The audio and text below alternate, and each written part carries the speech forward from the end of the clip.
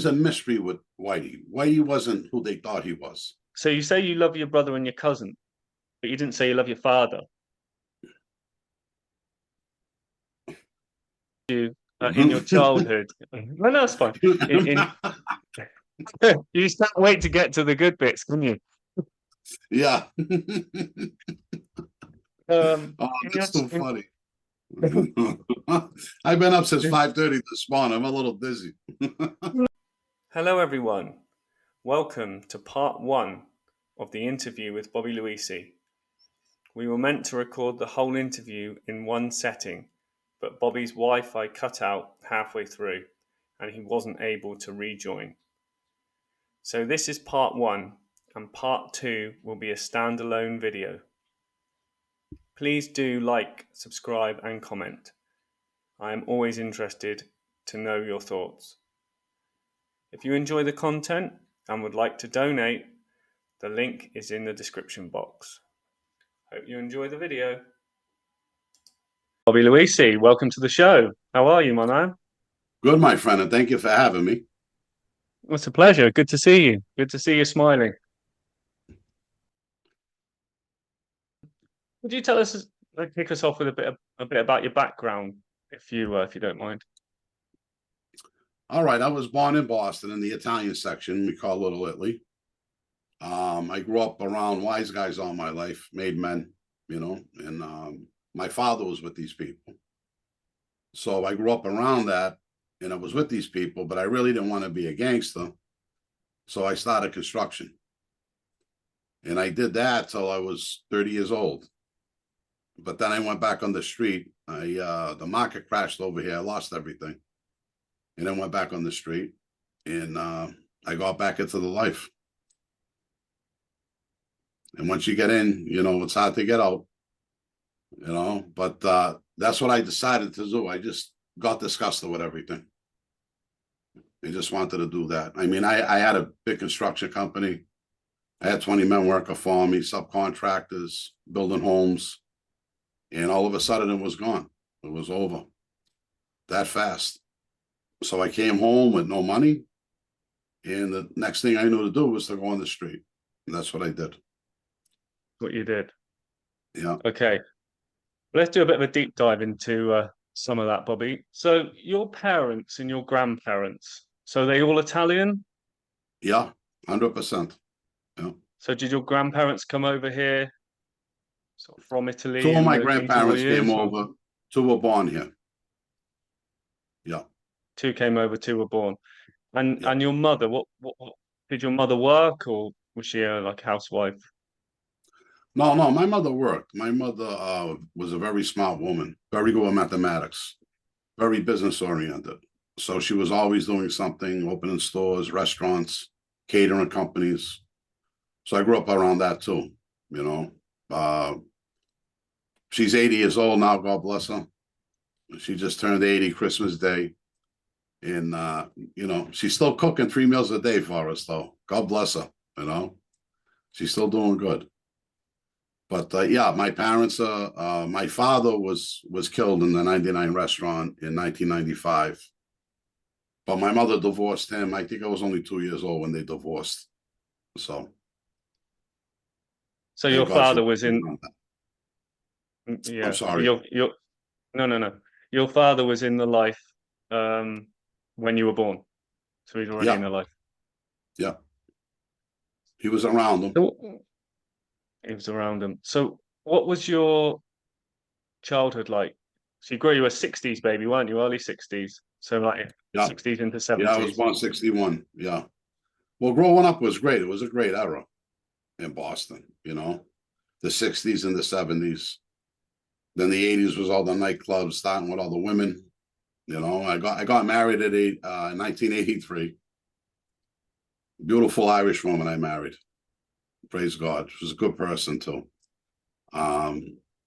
We had 3 kids together.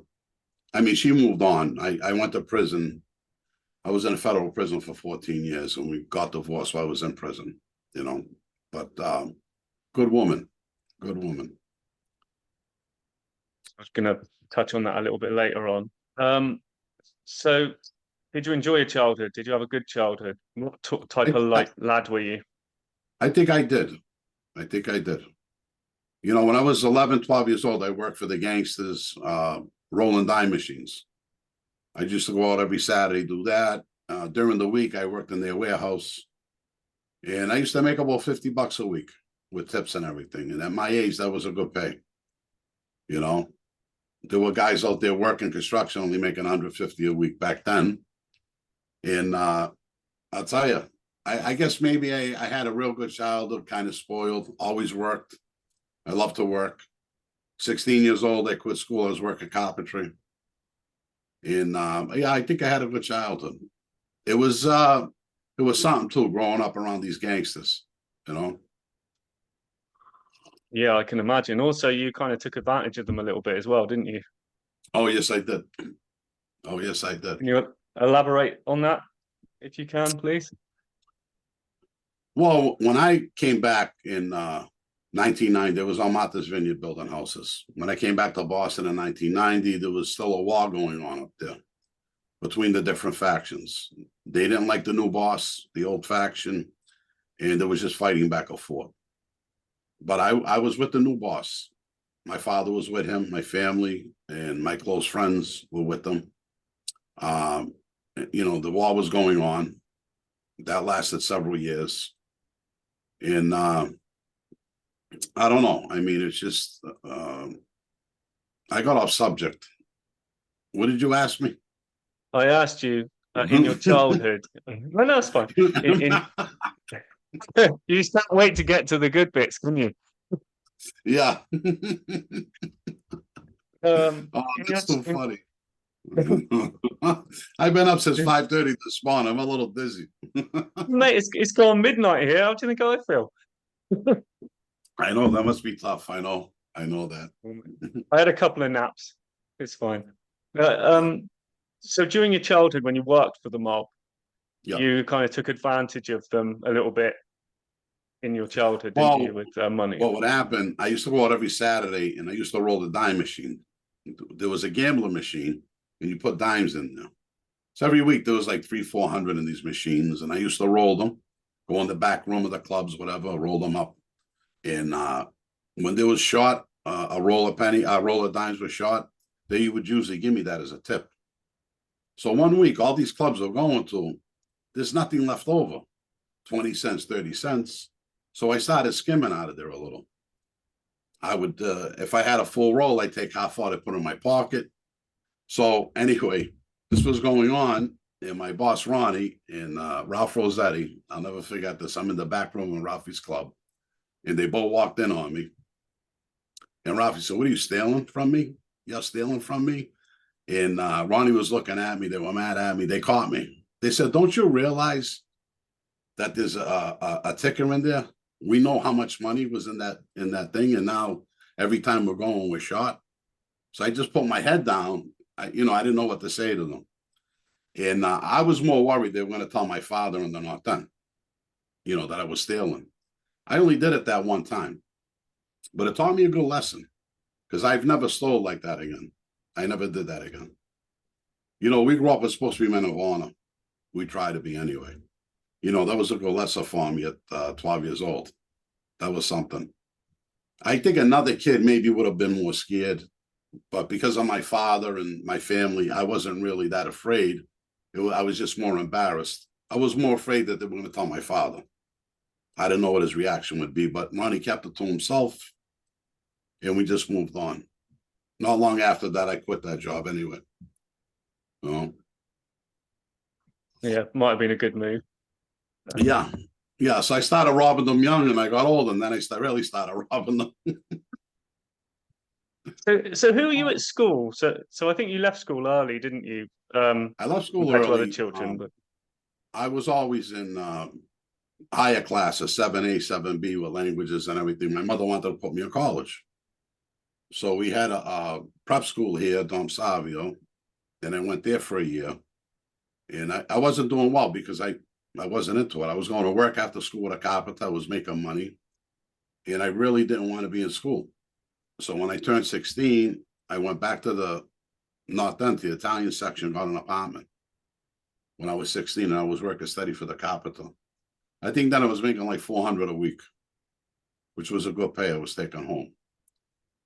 And I really loved that. I loved building. I loved the trades. I think I was 20 years old. I got my first license in Boston, and then I got my second state license at 23. You know, Your parents want you to do hmm? when you left school. So you left school early. What did your mum and dad want you to do? Were they on the same page with it, or did your dad want you to go one way and your mum want you to go the other? Or Just what you said. My mother wanted me to stay in school. My father didn't care. He's the one that gave me the apartment when I was 16. You know, my father was a street guy, very sharp, intelligent guy. Don't get me wrong, but he was a street guy, and I don't think he minded me following in his shoes a little. You know, at that age of 16, hanging around with these people, you know, they start grooming you. My father started grooming me. You learn how to act around these people, if you know what I mean. There's a certain way, if they're going to be pulling up and going up in the ranks, certain way you have to act. So they groom you. And I went through that stage for a little while. But I went back into the construction, and I just walked away from that again. And I didn't come back till I was 30 years old. you know, one of the many things that I find interesting about your story is that most people that are in your position who grow up sort of around that life, they they start off in that life, and then maybe when they get to 30 or 40, then they change direction. You didn't. Despite the money and the trappings of the women, of the respect, you decided Mm-hmm. to turn your back on that life and to go into a trade. Yeah. What was your mindset there? Well, I seen how my father lived, and I saw how these gangsters lived. I mean, on the outside, it looks great. They got beautiful cars, women, clothes. You know, it really looks. They were like movie stars in the neighborhood. Some of these guys, you know. But being around them, it didn't impress me that much. It really didn't. You know, they're out there grinding like everybody else. They're just doing illegally. And I had a talent, I felt, and I was pretty good in the trade, pretty good with business, and I felt that's the route that I wanted to go. If the market didn't crash, if I didn't sell my buildings in Boston, I would have been okay. But that happened. I invested all my money in my spec houses, and I lost them all. So what else could I do? That's why I came back. I went back out the street to earn. When I went back on the street, I was business minded. That's how I put my crew together. It was like a company to me. Everything was related after what I was doing, if you understand what I'm saying. So I wasn't just going out there being wild and pulling guns on people and killing whatever. I was actually putting a family together. I was putting a corporation together in my mind. And I had everything set up. And that's how I worked it, as a business. That's why I became successful in the street. Plus, I'm very persistent. I was very persistent. So I wouldn't stop for anything. If I had a goal, we were going for it. I was going for it. And that's how you have to be. That's how you climb ladders, my friend. So you went back into that life through desperation, as opposed to a kind of Basically. because, yeah, through desperation only, because you Mm-hmm. needed money to feed a family. Exactly. And Wow. that's the fastest way I know how to make it. So that's what I did. But so you dabbled in drug dealing a little bit when you were younger, didn't you? Yeah, but it was just a little, you know, I when I was buying my buildings, I needed extra money, and I was moving with my friends. My friends were selling coke and whatever. And I thought I'd get in and get a little business with it, but I really didn't like it. That was just a short thing. What happened when I came back now, I'm seeing these young kids in the neighborhood. They're driving Cadillacs, big cars. They got beautiful clothes. They're hanging around all day. They're all drug dealers. They were all dealing coke. So I went out there. I started to learn about the coke business and ended up taking it all over. That's what I did. And the coke money supported my gambling. supported my offices, my card games, anything I was doing, my loan sharking, everything was coming from the drug money. Why coke? Why not a plethora of other drugs out there? It was popular then. It was popular when I came back, and I don't know if it is out there in the street today, but it was back then. It was back then in the 90s. I was selling kilos like I could probably, well, not, there were other bigger drug dealers, don't get me wrong. But if I sold 10 keys a week, that was good. We made money, my crew made money. And I was happy with that. I could have expanded more. I didn't want to. We had enough heat on us, but I really didn't want to be a drug dealer. To me, it was a tool to make money. That's what it was. Unfortunately, that's what I did. So by this time, you were associated with the Patriarca crime family. Is that right? Yeah, I became a proposed guy in that family.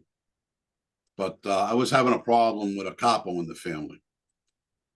I wasn't really happy with him, and then one night I actually got into it with him out in public, and I knew then I was never going to get made in that family.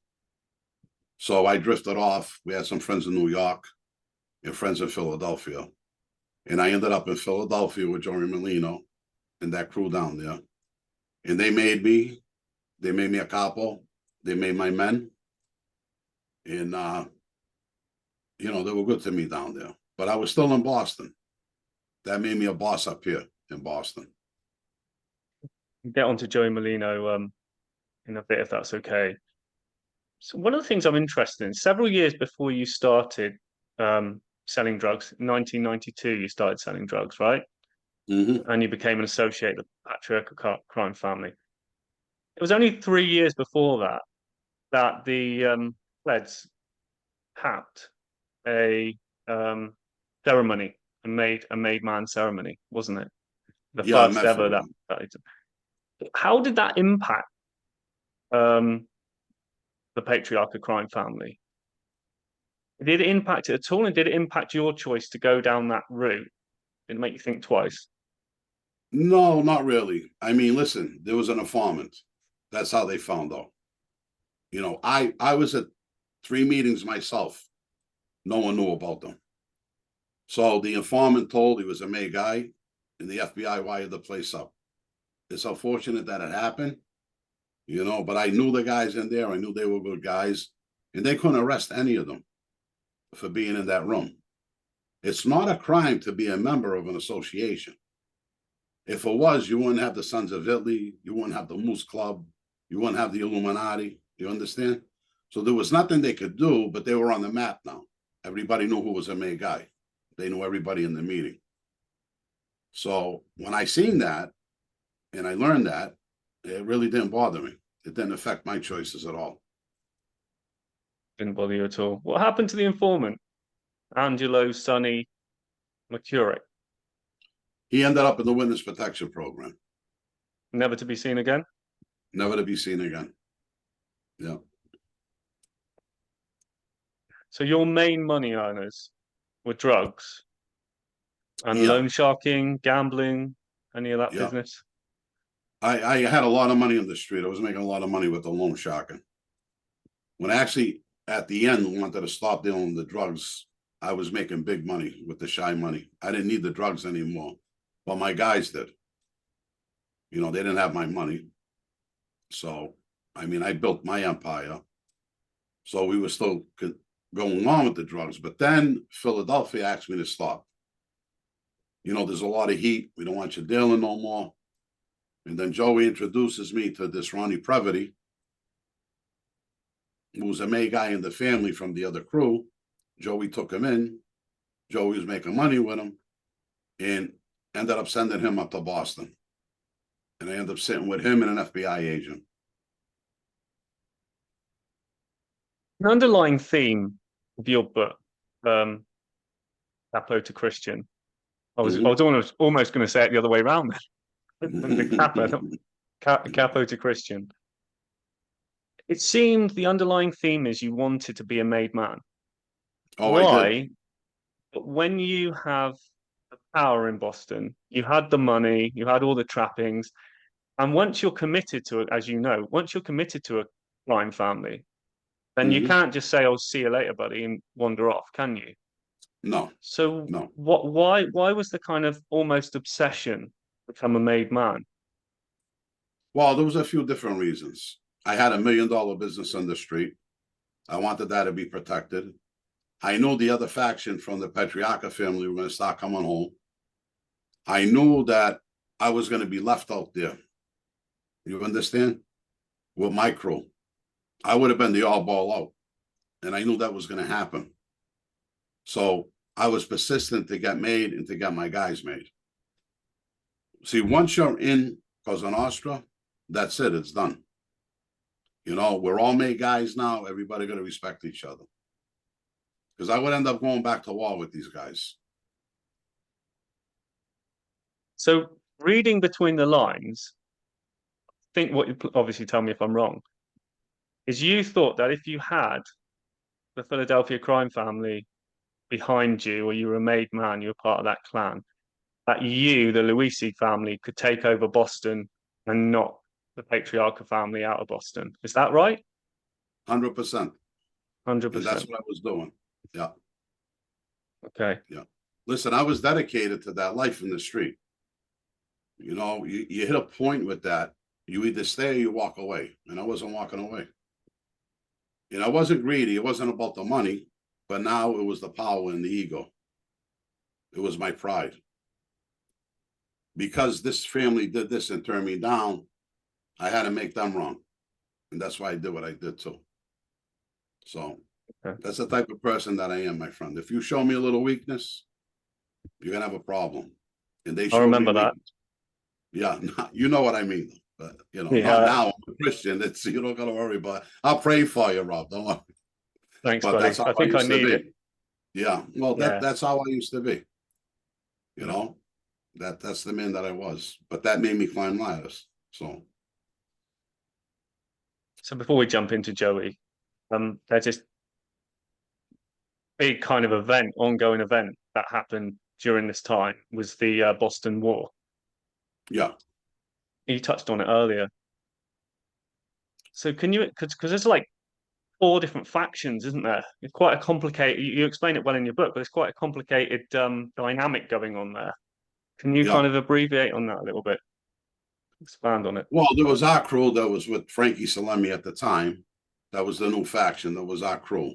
And all these other little factions were with the prior faction of Cosa Nostra, the original guys over there. So they were being backed up by them. So that gave them courage to come to war with us. And actually, it was over one shooting that started everything again. And a friend of ours, his friend got killed, and that really pushed and escalated everything. 93, maybe 94, and it really started getting hot and heavy. So, I mean, yeah, at one time, there was only me and a few guys who were up against three different factions. They know see, here's what it is. When war's going on, you know you're being hunted and people are hunting you and you're hunting for people. It's not a secret. Okay.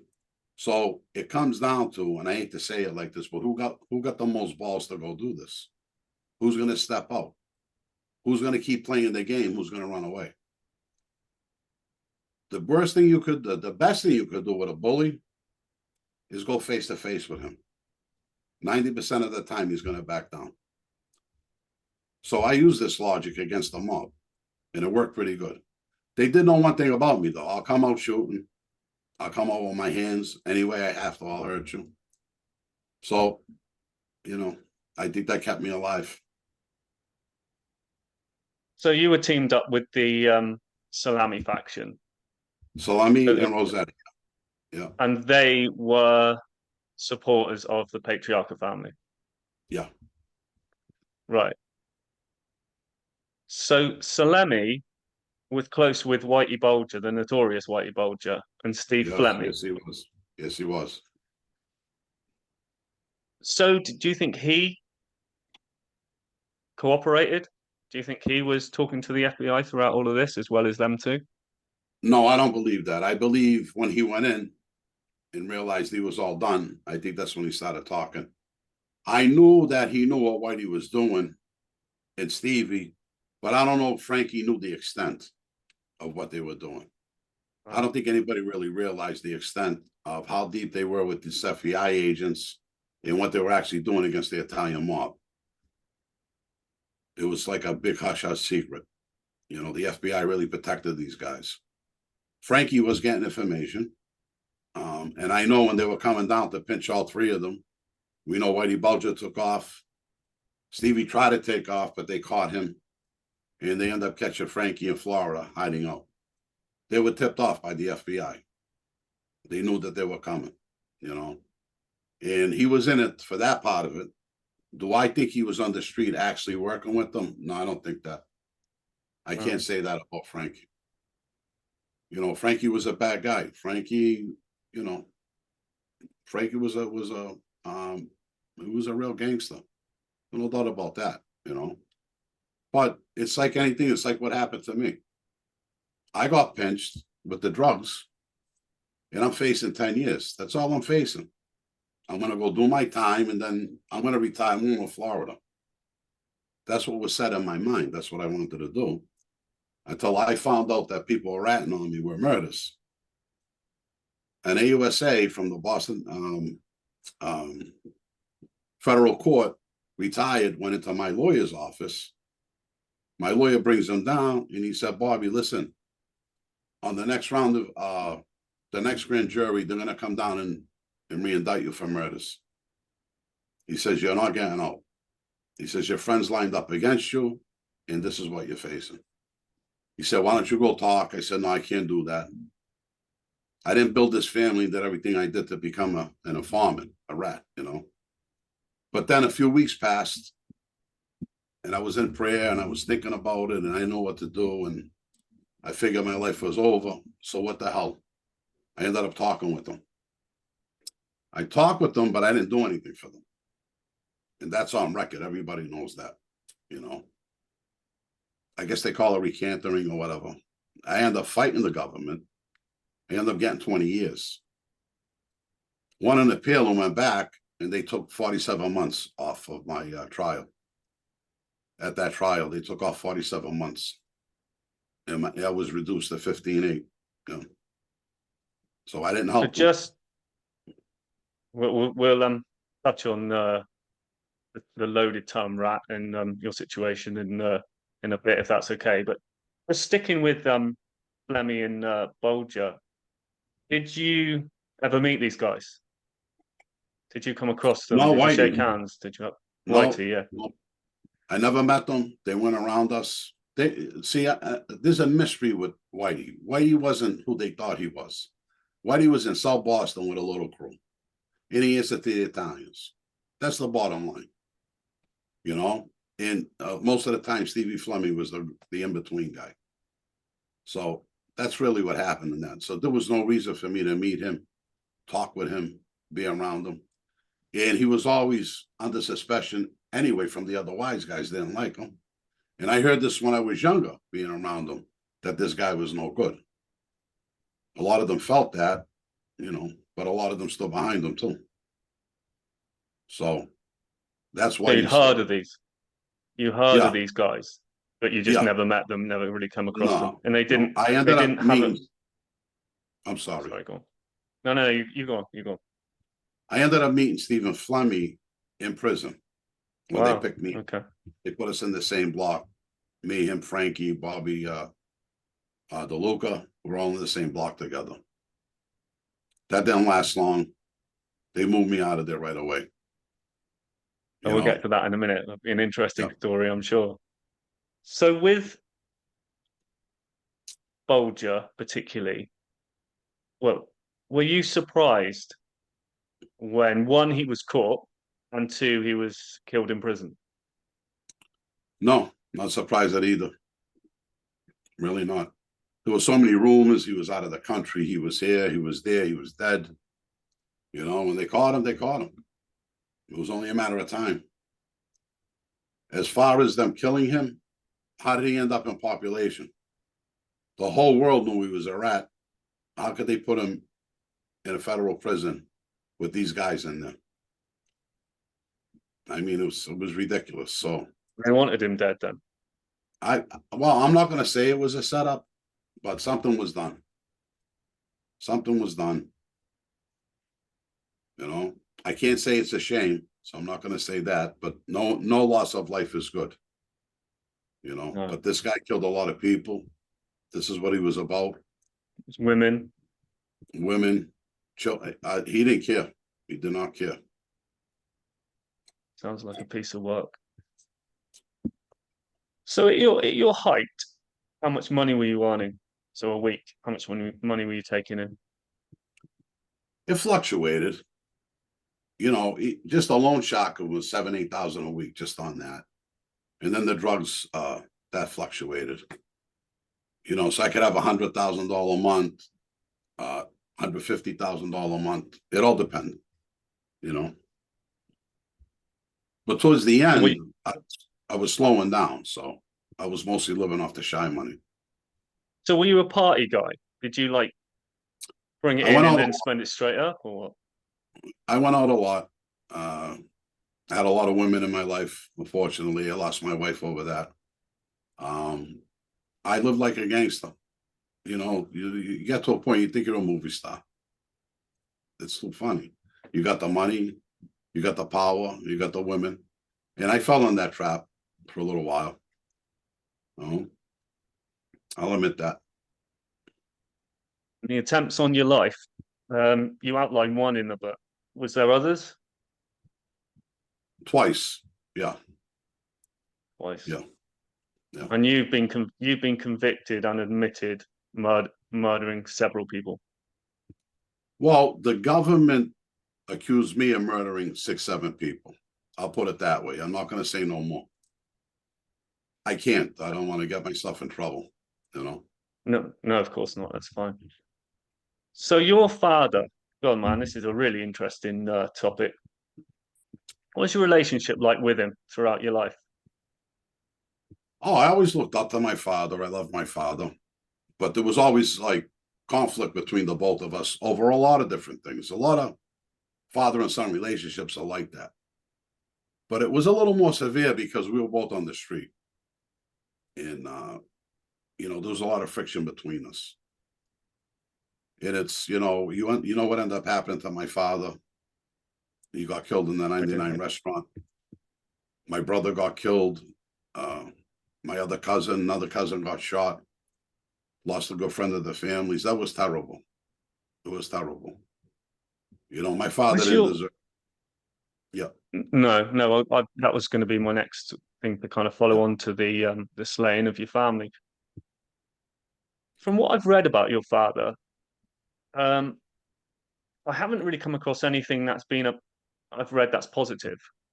He's been described as loud, profane, a bully, throws his weight around, a mob wannabe that was neither liked or respected by those on either side of the law. Would you kind of, at least in part, agree with them, those assessments, or is it just a total load of rubbish? Well, listen, my father was a big guy. He pushed his weight around. I mean, if you want to take a neighborhood over, that's what you have to do, you know, to an extent. I myself was more of a gentleman. I didn't like my father's tactics, but they worked for him. At that point in that life, you don't care who don't like you, who dislikes you. It doesn't matter anymore. You know, you're out there, you're going to do what you have to do. Did I do things my father's way? Absolutely not. No, I was more of a gentleman. I liked working with people. I like people earning money around me. And I don't know. I just had a different approach to the street than my father did. We come on to this the killing in the 99 cafe. Yeah. This is so bizarre, right? I just made a note of it to say it was bizarre, Yeah. tragic, bizarre, and it was kind of comical, right? Not obviously what happened, but just the aftermath of it. Before we jump into that, could you just do a quick preamble of it, like the build up to it, and then we can discuss the actual event and the aftermath. Well, the night before, little Vinny Perez was friends with me, and we used to have a card club together, selling Because drugs together. he got you into the drug game, didn't he? He did. Vinny did. He taught me. He was teaching me, and we were really close. And I guess one of my father's guys were in the North End. They were talking out of line. This kid Joey Merlino, the kid's no good anyway, from what I understood. And him and Damien gave him a beat in the coffee shop on Hanover Street. So in fear of my brother Roman and my cousins and my father, they ran to me. I had a conversation with my father that wasn't good, but I talked to my cousin afterwards. And I told these guys, just stay out of the North End until we get this straightened out. So now they're in the 99 restaurant, thinking they're okay. They're not going in the North End. You know, they got guns on them. You know, they were afraid. They want to protect themselves. Till, you know, we straightened it all out. Because that's what we're going to have. Because my father, I don't think really wanted to hurt them. You know, I don't think he really did. But long story short, they panicked. My family, they weren't even supposed to go there that day. They just walked in. You know, we used to go over there a lot to Charlestown in the 99. They just walked in. And Vinny and Damien saw them. They panicked. Vinny called me. I told him, Vinny, pay the bill and go out the side door. Did they see you? He said no. So I paid the bill, go out the side door. But while Vinny was calling me, Damien was calling his father, Cleo. And then Cleo came down with a gun, and that was the results, what happened. So Cleo killed your father, your brother, another guy, your cousin, was it? And then your other cousin he shot, but he survived. He survived. Ricky survived. Ricky survived. But if it wasn't for two off-duty police officers who just coincidentally happened to be sat there eating lunch, there was 50 people in that cafe. Do you think if the cops weren't there, that the killers would have got away, like nobody would have talked? Was it that type of environment? Or do you think someone would have squealed? I'm not sure over there.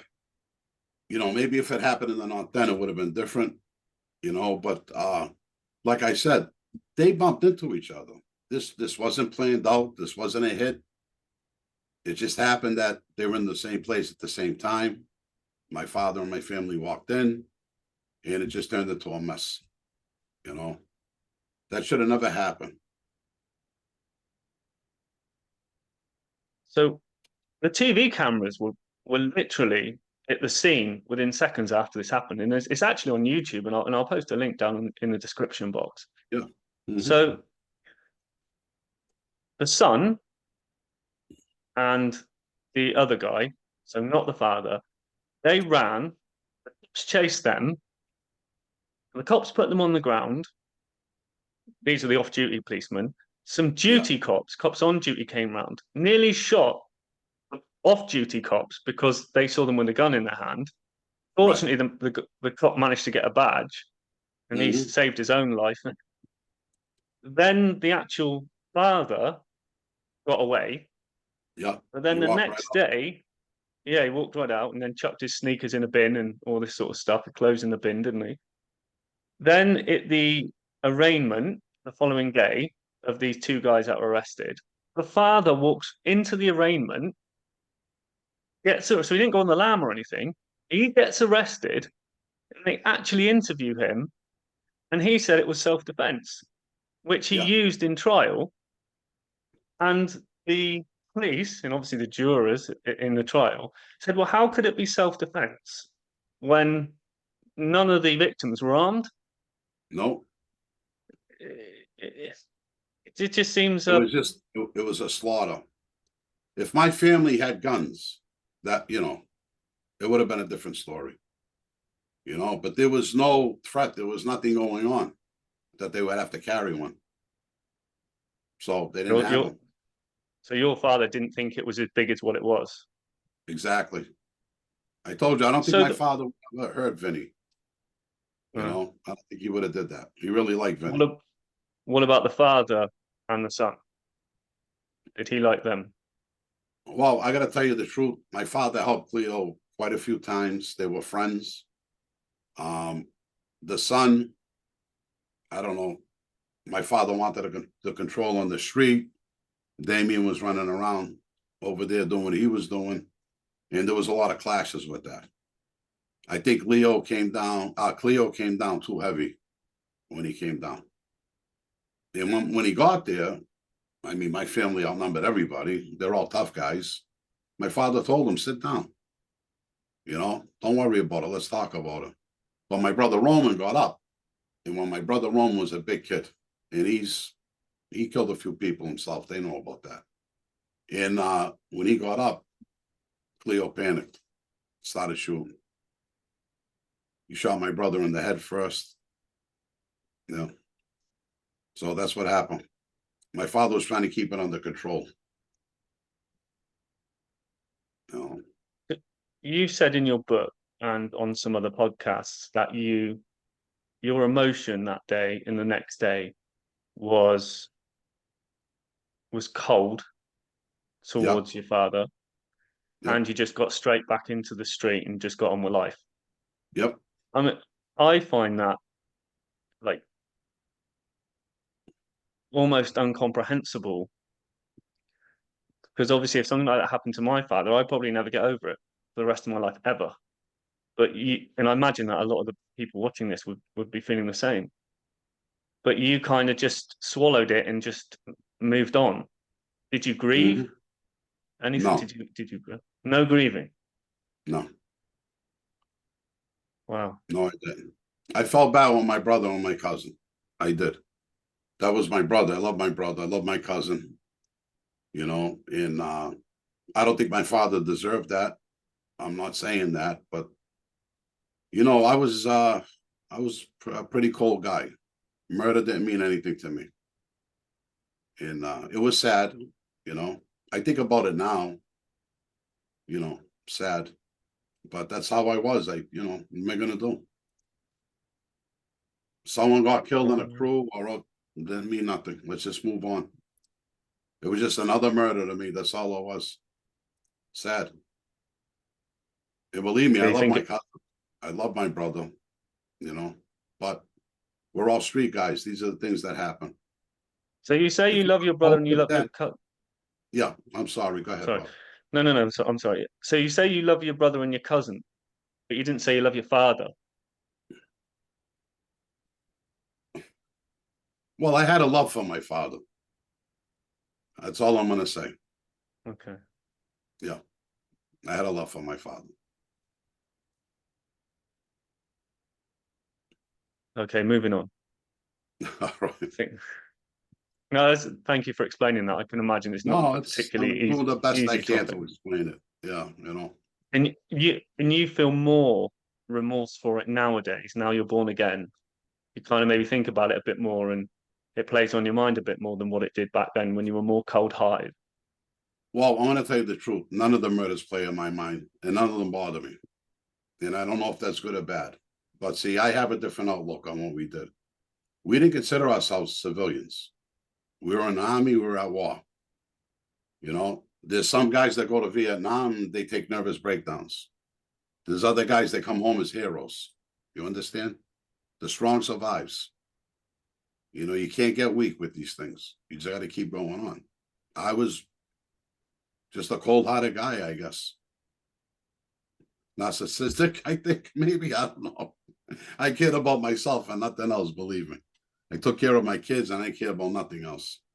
But I did protect my family and want to protect. I'm talking my family on the street. That was important to me. Several of them were my cousins, close friends, and that was important to me. That was my family. Those are the people that I loved, you know? And so was, coming back to it, was Become a Made Man. So cue Joey Merlino. When did you first hear about Joey? Oh, I used to watch him on A&E. I used to see him on TV. He used to have the cane. They used to show specials on him.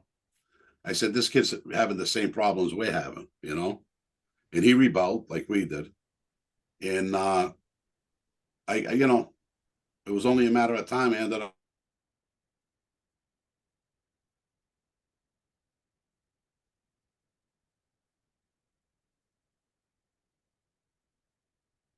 I lost you a little bit.